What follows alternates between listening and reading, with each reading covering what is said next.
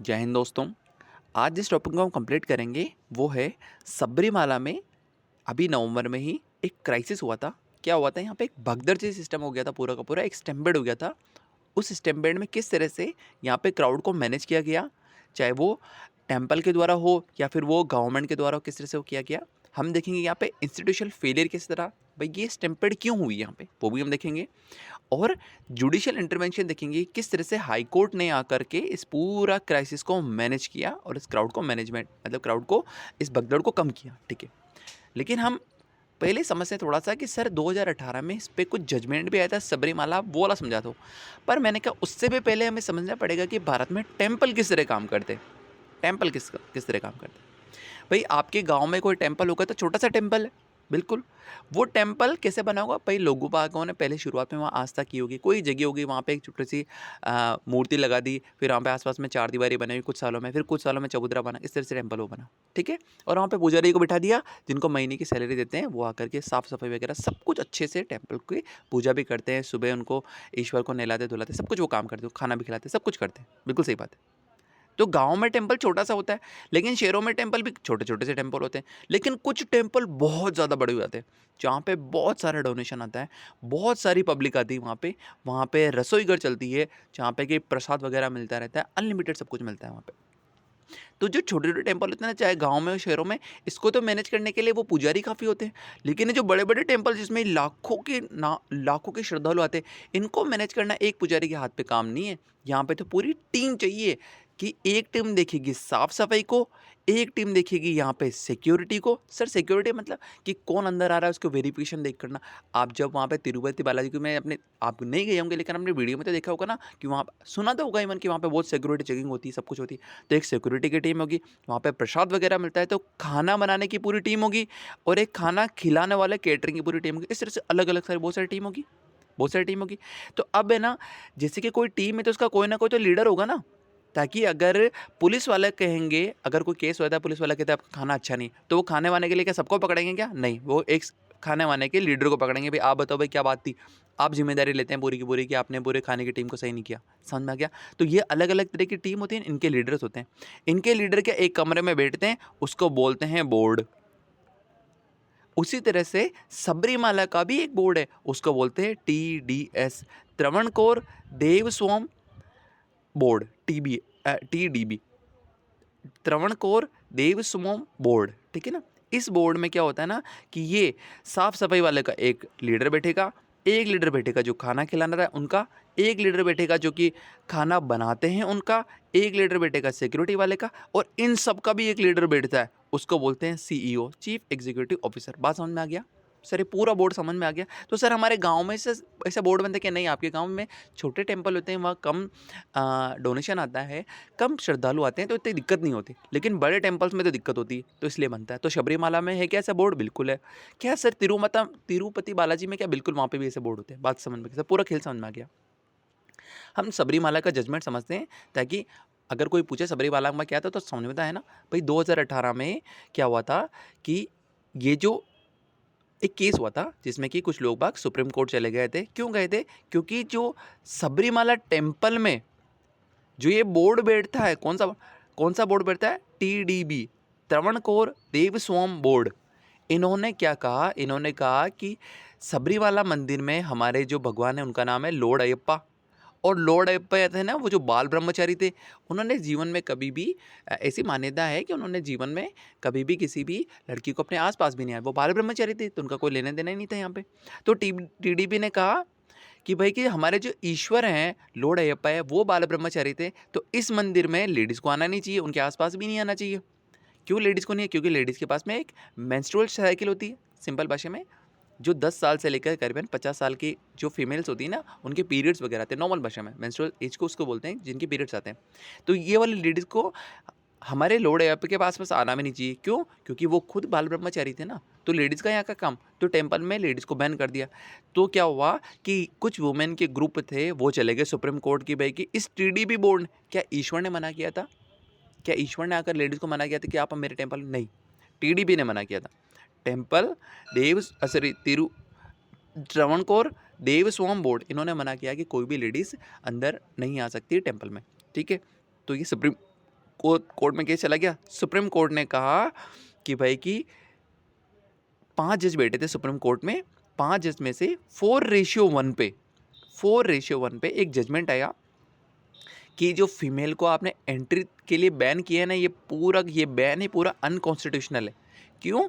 क्योंकि हमारा जो संविधान है ना, उसमें आर्टिकल 14 है जो कि बात करता है फेयरनेस की, इक्वलिटी बिफोर लॉ आता है, लेकिन ये सिर्फ बोलेंगे, मन में कैसे याद रखेंगे आर्टिकल 14 को? फेयरनेस से, जहाँ पे बायसनेस नहीं होगी। हमारा कॉन्स्टिट्यूशन कहता है जहाँ बायसनेस नहीं होगी, जहाँ फेयरनेस होगी, ये आर्टिकल 14 बोलता है। तो यहाँ तो कोई फेयरनेस है ही नहीं, क्योंकि सुप्रीम कोर्ट तो हक ही नहीं दिला पा रहा है लेडीज़ वगैरह को। और क्या कहा कि आर्टिकल 15 का भी वोलेशन होता है, जहाँ पे आर्टिकल 15 कहता है कि नॉन डिस्क्रिमिनेशनरी होगा। यहाँ पे नॉन डिस्क्रिमिनेशन मतलब जो पब्लिक प्लेसेस होती है, जैसे कि टेम्पल हो गया, स्विमिंग पूल हो गया, कुएं हो गए, जो कि पब्लिक वाली जगह होती है ना, वो वहाँ पर डिस्क्रिमिनेशन नहीं होगा, ठीक है। लेकिन यहाँ तो एज के यहाँ पे जेंडर के साथ डिस्क्रिमिनेशन हो रहा है, पर ये तो नहीं होना चाहिए था। तो सुप्रीम कोर्ट ने कहा आर्टिकल 15 का भी वायलेशन है, आर्टिकल 25 का भी वायलेशन है, जो कि फ्रीडम ऑफ रिलीजन की बात करता है कि उस लड़की की इच्छा है कि वो मंदिर में जाकर के भक्ति करना चाहती है, लेकिन आप तो उसके रिलीजन पे बाधा कर रहे हो। किसको बोला? ये टीडीबी को बोला। इसलिए जो बैन था उसको पूरा का पूरा अनकॉन्स्टिट्यूशनल किया देता। क्या कहा कि जो इक्वालिटी है ना, वो हमारे कस्टम से भी ज़्यादा है। सुप्रीम कोर्ट ने ये कहा था, ये बहुत इंपॉर्टेंट लाइन थी कि हमारे यहाँ पे इक्वालिटी को हम ज़्यादा प्रायोरिटी देंगे कस्टम से। कोई भी कस्टम होगा उसको हम पीछे कर देंगे जहाँ पे इक्वालिटी की बात होगी। सर पूरा सबरीवाला का केस समझ में आ गया, ठीक है। तो अब मतलब लेडीज़ वगैरह वहाँ जा सकती है, तो जा सकती है तो अच्छी बात है। लेकिन सबरीवाला में क्या होता है ना कि नवंबर से लेकर जनवरी तक यहाँ पर एक पिलग्रिमेज बन जाता है ये, मतलब कि यहाँ पर लोग बाग दर्शन करने के लिए बहुत ज़्यादा श्रद्धालु आते हैं। सही बात है। जैसे केदारनाथ में भी एक समय पड़ता है कि जैसे कि वहाँ पर है ना, बाकी टाइम तो बर्फ़ वगैरह पड़ी रहती है, लेकिन जब थोड़ी गर्मी होती है तब लोग बाग वहाँ पे दर्शन करने के लिए जाते हैं। उसी तरह से सबरीमाला में भी नवंबर से जनवरी तक दर्शन करने के लिए जाते हैं। अब हम थोड़ा इसका कंटेक्स्ट देखते हैं, बैकग्राउंड समझते हैं। सबरीमाला टेम्पल का भी एनुअल पिलग्रिमेज स्टार्ट हुआ है, मतलब कि जो श्रद्धालु दर्शन करने आ रहे हैं यहाँ पे, जो नवंबर से जनवरी तक सबसे ज़्यादा आते हैं। और पहले ही फर्स्ट वीक में टोटल केओस हो गया, मतलब बहुत ज़्यादा क्राउड आ गई, पूरा मिसमैनेजमेंट हो गया, एक पैनिक सिचुएशन वहाँ पे हो गया। और जैसे कि अगर रोड से आते ना, जैसे कि अगर रोड से आते तो यहाँ पे टोल नाके लगे होते हैं बहुत सारे, ठीक है ना। तो टोल नाके वाकई बता देते हैं कि भाई कि सबरीमाला टेम्पल की तरफ, अब जैसे कि यहाँ सबरीमाला टेम्पल है, तो ये टोल नाके बता देते हैं कि भाई कि हमारे यहाँ पे इतनी पॉपुलेशन आ रही है और आप आपकी सिक्योरिटी वगैरह ज़्यादा बढ़ा दो, क्योंकि पॉपुलेशन ज़्यादा आ रही है। तो टोल नाके से पता लग जाता है। तो टोल नाके वाले इस टीडीबी से, इस त्रावणकोर देवस्थानम बोर्ड को कॉन्टैक्ट करके कह देते हैं कि सर इस साल भीड़ ज़्यादा आएगी, हमारे यहाँ पे बहुत सारी गाड़ी आ रही, तो आप अपने मैनेजमेंट कर लेना, ठीक है। लेकिन लोग बाग, जो टीडीबी था वो पूरा का पूरा डिपेंडेंट था इस टोल वालों से। लेकिन क्या हुआ, 6 लाख से ज़्यादा लोग बाग फॉरेस्ट के रास्ते से आ गए, कच्चे रास्ते से आ गए, पैदल पैदल चल के आ गए कि हम तो हमारे सबरीमाला जो मंदिर है उसमें दर्शन करने के लिए जा रहे हैं। तो लोग बाग आसपास की जंगलों के रास्ते से आ गए। तो ये जो 6 लाख की पॉपुलेशन थी, इसको उन्होंने, जो टीडीबी था, जो कि पूरा का पूरा सिक्योरिटी का इंचार्ज होता है इस टेम्पल का, उनको पता ही नहीं लगा कि 6 लाख अचानक से ज़्यादा कैसे आ गए। तो पूरा सिस्टम ओवरलोड हो गया। और लेकिन अब सिचुएशन काम हो चुकी, शांत हो चुकी, क्योंकि हाई कोर्ट ने इंटरवीन कर दिया था, ठीक है। यहाँ पे फर्स्ट वीक में क्या गलत हुआ वो देखते हैं हम यहाँ पे, कि प्री सीजन यहाँ पे एरर बताई जाती है। प्री सीजन एरर का मतलब क्या होगा, जो टीडीपी है ना, जो मैं तीर से बोल रहा हूँ, त्रावणकोर देवस्थानम बोर्ड, जो टेम्पल का बोर्ड है, उसमें एक गोल्ड स्कीम की इन्वेस्टिगेशन चल रही थी। मतलब ये लोग बाग क्या करते हैं ना, सबरीमाला टेम्पल में भी बहुत ज़्यादा सोना वगैरह ये चढ़ाते हैं। कोई पैसे चढ़ाता है, कोई थोड़ा अमीर होता है तो वो सिल्वर चढ़ाता है, कोई जो ज़्यादा अमीर होता है तो वो गोल्ड को चढ़ाता है। लेकिन ऐसा है कि जो जो टीडीपी था, टेम्पल का बोर्ड था, उस पर केस चल रहा था कि हाँ, कि यहाँ पे सोने में कुछ धांधली भी है, जो सोना चढ़ाते हैं ना ईश्वर को, उसमें कुछ धांधली हुई है, ठीक है ना। तो यहाँ पे केस वगैरह चल रहा था, इन्वेस्टिगेशन चल रही थी गोल्ड स्कीम की यहाँ पे। और हाई कोर्ट इस पूरे के पूरे गोल्ड स्कीम की जो इन्वेस्टिगेशन थी ना, उसको मॉनिटर कर रही थी। कि बताओ कि हर टेम्पल वाले बोर्ड को पहले कोड बुलाते थे कि बता भाई तूने ये वाला सोना कहाँ देखा था, तूने ये सोना कहाँ रखा था वगैरह। तो सारा का सारा जो ऑफिशियल था ना ये टीडीपी वाला, वो तो कोर्ट कचहरी के में बिजी था, तो इसको मैनेजमेंट का टाइम ही नहीं मिल पाया। तो इसलिए प्रिपरेशन काफ़ी डिले हो गई। कौन सी प्रिपरेशन? कि नवंबर वाली, जो नवंबर से जनवरी तक लाखों श्रद्धालु यहाँ पे दर्शन करने आते हैं, इवन करोड़ों श्रद्धालु यहाँ दर्शन करने के लिए आते हैं। तो इस प्रिपरेशन का टाइम नहीं मिल पाया। क्यों? क्योंकि यहाँ पे गोल्ड स्कीम की इन्वेस्टिगेशन चल रही थी।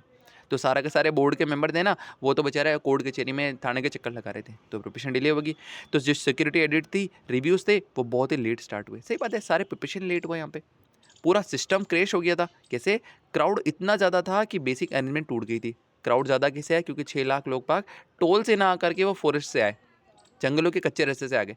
टोल से आते तो टोल वाले बता देते इस बोर्ड को कि सर पब्लिक ज़्यादा आ रही है, आप आपकी सिक्योरिटी बढ़ा दो। पर फॉरेस्ट से आए तो पता ही नहीं लगा और अचानक से भीड़ हो गई बहुत ज़्यादा। पूरी की पूरी वहाँ पे सफाई वगैरह हाइजीन ख़राब हो गया। खाना पानी की बहुत शॉर्टेज आ गई यहाँ पे। क्विज़ रुक गई। देखो एक टेम्पल होता है ना, यहाँ पर पूरा का पूरा आपने पढ़ा होगा ना, मंडलम वगैरह वो होता है। हम तो लास्ट में बात करते हैं गर्भगृह की। गर्भगृह जहाँ पे कि एक्चुअल में मूर्ति को स्थापित किया जाता है, जहाँ पे लॉर्ड अयप्पा जी को बिठाया गया होगा, ठीक है ना। तो ये तो बहुत छोटी सी जगह होती है, क्योंकि गर्भगृह तो बहुत छोटी सी जगह होती है। अब यहाँ पर सोच के देखो कितने सारे श्रद्धालु एक साथ सामने खड़े होंगे, बहुत कम खड़े हो पाते हैं। अगर यहाँ पर मैं किसी आदमी को 10 मिनट तक खड़ा कर दूँ और करोड़ों की जनसंख्या है, तो सोच के बताओ कि जो यहाँ पर कितनी ज़्यादा पॉपुलेशन हो जाएगी, कितनी भीड़ हो जाएगी। ये पूरी की पूरी कुई है, कोई मतलब कि देखो इस तरह से होता है ये पूरा का पूरा। यहाँ से पब्लिक अंदर जाती है दर्शन के लिए, और गर्भगृह में 1 सेकंड लगता है इनको, 1 सेकंड के दर्शन होते हैं और ये दर्शन करा के फटाफट बाहर निकाल देते हैं। लेकिन अगर पूरा का पूरा सिस्टम ही अगर कोर्ट कचहरी के चक्कर लगा रहा है गोल्ड स्कीम के चक्कर में, तो इस कुई को हिलाने वाला कोई लोग बाग ही नहीं थे, तो पूरी कुई रुक गई यहाँ पे। लोग बेहोश होने लगे वहाँ पे, ब्रिकेड तोड़ दिए गए। और लास्ट में जो हब्स थे, हब्स मतलब कि आसपास में जो गांव होते हैं ना, जैसे कि एक तिरुमलई वहाँ पे था, एक मंडलम छोटे छोटे से गाँव है जो तिरुमला टेम्पल के आसपास है, वहाँ पर सारे होटलें बुक हो गई, ओवर पैक्ड हो गया यहाँ पे, ठीक है। तो लोग बाग सारे सारे टेम्पल के अंदर ही रहने लग गए, कुछ लोग बाग तो वहीं सो जाते थे। तो बहुत ज़्यादा वहाँ पे भीड़ हो गई। लास्ट में क्या हुआ, जो सेफ्टी था वो बहुत कमज़ोर हो गई। कैसे, स्टेम्पेड टाइप सिचुएशन हो गई, भगदड़ सी सिचुएशन हो गई थी। भगदड़ में क्या होता है, बहुत ज़्यादा जान माल की हानि होती है यहाँ पे। टीडीपी के प्रेसिडेंट ने क्या बोला कि ये जगह बहुत डेंजरस हो चुकी है अब यहाँ पे, क्योंकि भीड़ अचानक से 6 लाख की अचानक से आ गई। और सेकंड यहाँ पे जो गोल्ड स्कीम चल रहा था, तो ऑफिशियल सारे के सारे कोर्ट कचहरी में चक्कर लगा रहे थे, तो प्रिपरेशन नहीं हो पाई। इसलिए टीडीपी प्रेसिडेंट ने कहा कि ये बहुत डेंजरस सिचुएशन हो चुकी है। और एक करीबन 60 साल के पिलग्रिम थे, उनकी भी डेथ हो गई। तो वहाँ पे एक पैनिक सिचुएशन क्रिएट हो गई पूरी की पूरी। और कोई भी सेंट्रल फोर्स नहीं थी यहाँ पे जो सपोर्ट के लिए, जैसे कि अगर जो इंडियन गवर्नमेंट की तरफ से कोई पुलिस वगैरह की फोर्सेस वगैरह इतनी हाई लेवल में अवेलेबल नहीं थी जो कि पूरे क्राउड को मैनेज कर सके। केओस क्यों हुआ यहाँ पे, पहला फॉरेस्ट रूट से बहुत ज़्यादा पिलग्रिमेज आ गए, और 48 घंटे के अंदर करीबन 2 लाख लोग अचानक से बढ़ गए थे। देखो 2 लाख लोग बहुत ज़्यादा होता है एक छोटे से टेम्पल के लिए। ये टेम्पल एक्चुअली में बहुत बड़ा है, पर लेकिन 2 लाख लोगों के लिए वो छोटा है, ठीक है ना। सबरीमाला का टेम्पल के जो स्क्वायर फुट है वो तो काफ़ी ज़्यादा, लेकिन 2 लाख लोग बाग अचानक से आ जाएंगे, 6 लाख लोग बाग अगर अचानक से आ जाएंगे फॉरेस्ट से, और पूरा का पूरा ऑफिशियल अगर कोर्ट के चक्कर में लग रहा है, तो यहाँ पे तो भगदड़ होगी लास्ट में।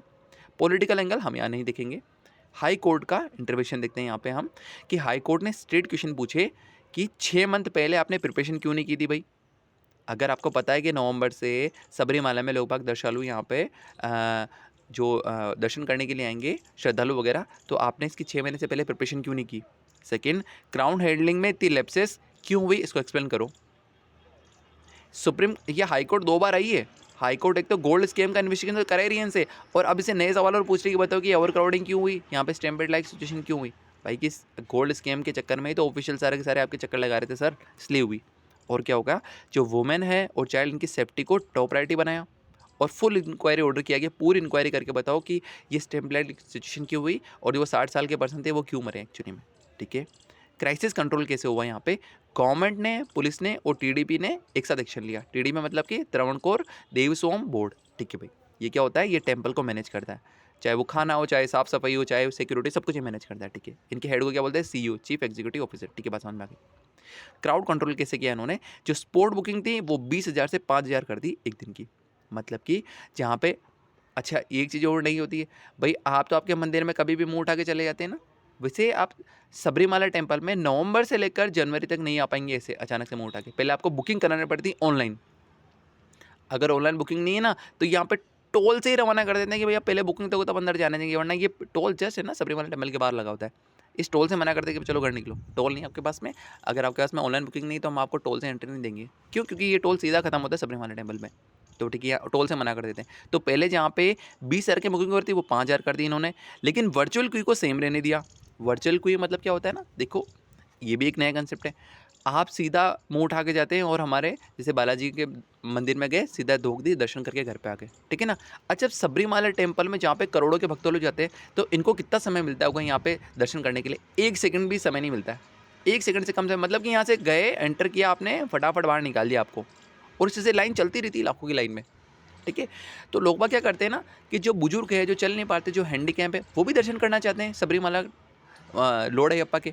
लेकिन वो तो इस लाइन में तो लग ही नहीं सकते ना, तो वो कैसे करते? वो वर्चुअली कर सकते हैं, घर बैठे बैठे मोबाइल में भी इनका दर्शन कर सकते हैं। तो जो उसको बोलते हैं वर्चुअल क्यू वगैरह, वर्चुअली आप दर्शन कर सकते हैं। उसको सेम रहने दिया कि कोई उसमें तो कोई दिक्कत ही नहीं भाई, वर्चुअली तो कितने भी ज़्यादा करो।